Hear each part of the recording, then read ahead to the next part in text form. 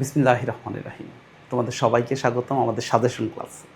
আজকের সাজেশনে পঞ্চম শ্রেণীদের জন্য বিজ্ঞানের দ্বিতীয় অধ্যায় জীব ও পরিবেশের পারস্পরিক নির্ভরশীলতা, এটার মিলকরণের সাজেশন।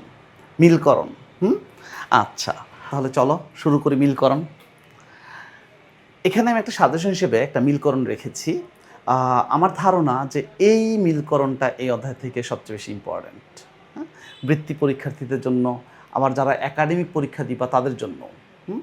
তো প্রথমেই দেখো বাম পাশ হচ্ছে শ্বাসকার্য চালানোর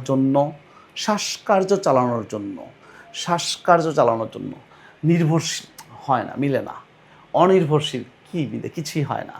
অক্সিজেন, শ্বাসকার্য চালানোর জন্য অক্সিজেন, কথাটা মিলে না কিন্তু। নেক্সট, ঔষধ পাই, তাও মিলে না। শ্বাসকার্য চালানোর জন্য বায়ুর প্রয়োজন, তার মানে এইটার সাথে আমার এইটা মিলে। শ্বাসকার্য চালানোর জন্য বায়ুর প্রয়োজন। নেক্সট হচ্ছে প্রাণী শ্বাসকার্যে গ্রহণ করে। প্রাণী শ্বাসকার্যে গ্রহণ করে কি?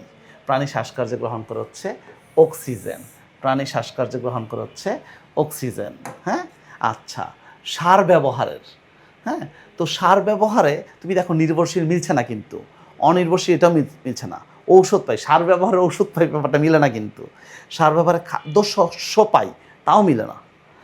কি হয়? সার ব্যবহারের মাধ্যমে, কথাটা দেখো মিলছে কিন্তু, সার ব্যবহারের মাধ্যমে পুষ্টি সরবরাহ হয়, তার মানে সার ব্যবহারের মাধ্যমে পুষ্টি সরবরাহ হয়।